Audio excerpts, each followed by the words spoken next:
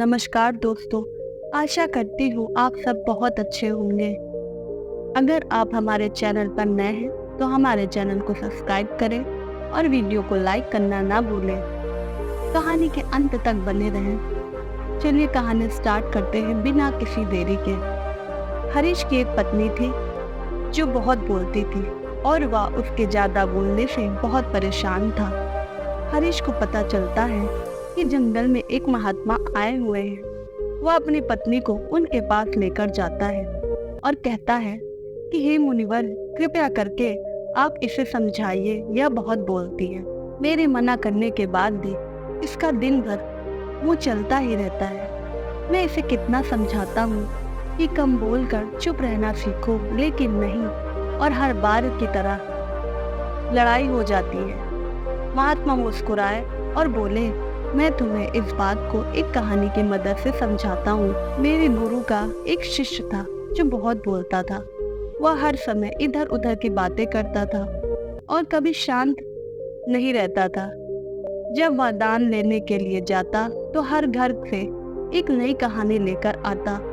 आश्रम के दूसरे शिष्यों को सुनाता और एक शिष्य के दूसरे शिष्य की बुराई करता, चुगली करता और दूसरों के सामने अच्छा बनने का प्रयास करता और खुद के मुंह से ही खुद की तारीफ करता और हमेशा की तरह खुद को गुरुजी के सामने बुद्धिमान और उत्तम साबित करने का प्रयास करता।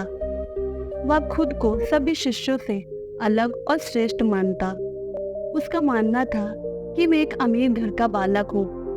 अगर मैं चाहूँ तो एक आरामदायक और सुविधाओं से भरा जीवन जी सकता हूँ, लेकिन मैं यह सब छोड़कर यहाँ आया हूँ क्योंकि मुझे खोज करना, खुद को जानना है, जीवन को जानना है। एक दिन गुरु ने आश्रम के सभी शिष्यों को बुलाकर कहा, आप सभी को अगले 1 महीने के लिए कोई ना कोई संकल्प लेना होगा।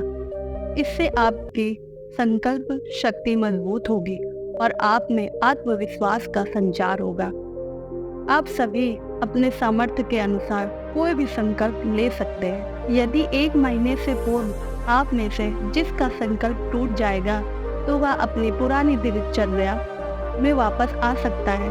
सभी शिष्यों ने अपनी शक्ति के अनुसार संकल्प लिए और गुरु को अपने अपने संकल्प के बारे में बताकर वहां से चले गए। लेकिन वह शिष्य जो खुद को सबसे अलग दिखाना चाहता था, वह सीधा गुरु की कुटिया में पहुंच गया और बोला, मैं कोई छोटा बड़ा संकल्प नहीं लेना चाहता, बल्कि खुद के ही जैसी एक महान संकल्प लेना चाहता हूँ।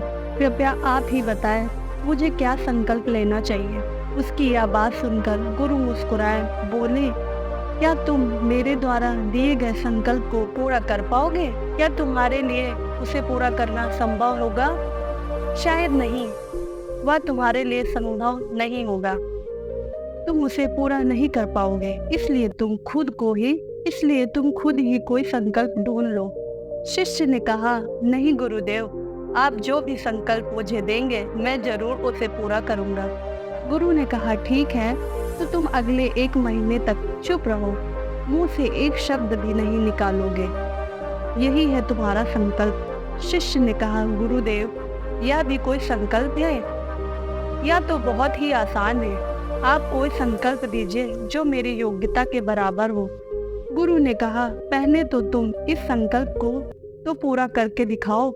शिष्य ने गुरु की बात मान ली और वह उसी समय चुप हो गया और पलटकर कुटिया से बाहर चला गया। उसे चुप रहना बहुत आसान लग रहा था। उसने एक दिन तो जैसे तैसे चुप रहकर काट लिया, लेकिन दूसरे दिन से उसके मन में ना बोलने का बोझ बढ़ने लगा और तीसरे दिन उसे भारीपन महसूस होने लगा और चौथे दिन उसके अंदर एक अजीब सी बेचैनी होने लगी, क्योंकि आसपास आश्रम में सभी शिष्य एक दूसरे से बात कर रहे थे। वह भी अपना पक्ष उनके सामने रखना चाहता था, उनकी बोलती बंद कर देना चाहता था, लेकिन उसका संकल्प उसके सामने आ रहा था। इसलिए वह पूरे दिन सिर्फ और सिर्फ आंखें बनाता। इसी तरीके से कुछ दिन और बीते और वह शिष्य बीमार पड़ गया। उसका सिर फटा जा रहा था उसका खाने पीने में भी मन नहीं लग रहा था। वह सिर्फ बोलना चाहता था। वह गुरु के पास गया और उनके सामने बैठकर लिखकर उन्हें बताया, गुरु मैं बोलना चाहता हूँ, बिना बोले मुझे सांस नहीं आ रही है, मेरा दम घुटता जा रहा है, मैं अंदर ही अंदर पागल हुआ जा रहा हूँ, मैं क्या करूँ, संकल्प तोड़ दूँ क्या? यह पढ़कर गुरु मुस्कुराए और बोले, संकल्प तोड़ने के लिए नहीं बल्कि पूरा करने के लिए होता है। जो अपने संकल्प को पूरा कर लेता है वह अपनी आंतरिक शक्ति को बढ़ाता है, और जो अपनी आंतरिक शक्ति को बढ़ा लेता है वह समाज को जागृत राह पर आगे बढ़ता चला जाता है। संकल्प लेना भी तुम्हारे हाथ में था और इसे तोड़ना भी तुम्हारे हाथ में है। तुम्हारे बहुत से भाई अपने संकल्प से डरकर अपनी पुरानी दिनचर्या पर वापस आ चुके हैं। अगर तुमसे नहीं हो पा रहा है तो तुम भी संकल्प को तोड़कर अपनी पुरानी दिनचर्या पर वापस आ सकते हो। लेकिन याद रहे, अगर आज तुम इस छोटे से संकल्प को नहीं संभाल पा रहे हो तो तुम अपनी बाकी की पूरी जिंदगी को कैसे संभाल सकोगे? बाकी फैसले पूरी तरह से तुम्हारे हाथों में है। गुरु की यह बात उस शिष्य के दिल को चोट कर गई। वह बिना कुछ बोले वहां से वापस चला गया और खुद को अपनी कुटिया में बंद कर वह केवल अपनी जरूरी कामों के लिए ही कुटिया से बाहर निकलता। बाकी सारे समय कुटिया के अंदर ही बैठा रहा। 15 दिन बीत चुके थे और आश्रम के लगभग सभी शिष्यों का संकल्प अब तक टूट चुका था, लेकिन उसका संकल्प अभी भी जारी था। संकल्प लेने के बाद से अब तक उसने एक शब्द भी नहीं बोला। सारा आश्रम हैरान था कि इतना बोलने वाला इंसान चुप कैसे है। 15 दिन बीत जाने के बाद वह दोबारा अपने गुरु के पास गया और लिखकर बताया, गुरुदेव मैं बाहर से तो चुप हूँ, लेकिन मेरे भीतर बहुत सी आवाजें हैं, बहुत सी चीख पुकार और शिकायतें हैं। मैं अंदर ही अंदर बात करता रहता हूँ। मेरा मन तरह तरह के प्रश्न पूछता है। मैं बाहर से जितना चुप, भीतर से उतना ही शोर शराबे से भरा हूँ। क्या इस तरह से मेरे संकल्प अभी भी है? गुरु ने कहा, हाँ तुम्हारा संकल्प अभी भी जारी है, लेकिन जब तक लोगों की यह आवाजें तुम्हारे कानों में आती नहीं, तुम्हारा मन बोलता रहेगा, क्योंकि इसे तो आदत है। तुम भले ही बाहर से चुप रहो, लेकिन तुम अंदर ही अंदर बोलते रहोगे। तुम्हें इन बातों से, इन आवाजों से दूर रहना चाहिए।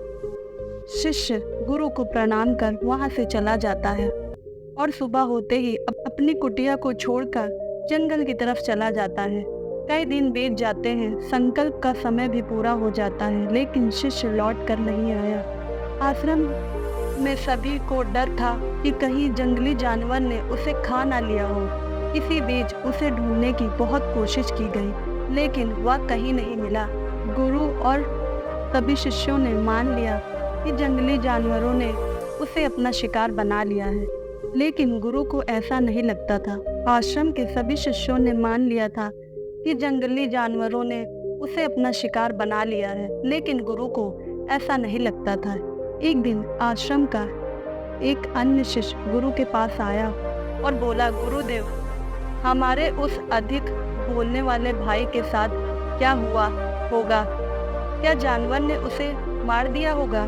गुरु ने कहा, हो सकता है, लेकिन जानवरों ने उसे अपना शिकार बना लिया हो, लेकिन उसके ना लौटने की एक दूसरी वजह भी हो सकती है। शायद उसे वह मिल गया है जिसके लिए वह आया था। फिर शिष्य ने गुरु से पूछा, क्या ज्यादा बोलना इतना हानिकारक होता है? गुरु ने बोला और कहा, इंसान के जीवन में बहुत सारे दुखों में से एक दुख यह भी है कि वह कभी चुप नहीं रह सकता, हमेशा कुछ न कुछ बोलता ही रहता है। सिर्फ हमारे बोलने के कारण हमारे आधे से ज़्यादा दुख पैदा हो जाते हैं। हम में से कोई भी चुप रहना नहीं चाहता। हम बस सामने वाले को सुना देना चाहते हैं। जो भी हमारे मन में है सब निकाल कर उसके सामने बैठा देना चाहते हैं। उसे समझा देना चाहते हैं कि देख तू गलत है और मैं सही। इस तरीके से सुनने और सुनाने का यह काम जिंदगी भर चलता रहता है। लेकिन इस नासमझी में हम सब अपना समय, अपना जीवन, अपनी समझ और सबसे महत्वपूर्ण अपने कीमती पल जो जिए जा सकते हैं, जिनको अनुभव किया जा सकता है, जिसमें आनंद को प्राप्त किया जा सकता है, यह सब खो देते हैं। लेकिन उसके बदले हमें मिलता क्या है? कुछ नहीं, सब व्यर्थ और बर्बाद हो जाता है। शिष्य ने पूछा, तो फिर इसका समाधान क्या है? गुरु ने कहा, पूरी जागरूकता के साथ अपने विचारों को देखना, यही एकमात्र तरीका है। सारी मानसिक समस्याओं का वर्तमान में रहकर चिंतन करना, पूरी जागरूकता के साथ अपना काम करना जिंदगी में चमत्कारी बदलाव ला सकता है। उसके बाद वह शिष्य गुरु से अपने प्रश्नों का उत्तर पाकर उनको प्रणाम करके वहां से चला गया। उस शिष्य को आश्रम छोड़े हुए 3 महीने बीत चुके थे, लेकिन उसकी कोई खबर नहीं थी। अब तक तो सभी गुरु भाइयों ने भी उसके वापस लौटने की उम्मीद छोड़ दी थी। लेकिन एक दिन वह शिष्य आश्रम लौट आया, लेकिन अब वह नहीं था जो यहाँ से गया था। वह कुछ और ही बनकर वापस आया था। उसके अंदर एक गजब का बदलाव महसूस किया जा सकता था। उसके चेहरे पर एक गजब का ठहराव, आंखों में बड़ी शांति थी। आश्रम में आते ही सभी गुरु भाइयों ने उसके चारों तरफ से घेर लिया और बातें करने लग गए। वह भी अपने गुरु भाइयों से बातें करने लगा। उससे बात करने वाले सभी ने यह अनुभव किया कि वह पहले जैसा उतावला और बातूनी नहीं रह गया। उसके मुंह से एक एक शब्द बहुत ही सुलझे हुए और मधुरता के साथ निकल रहे थे।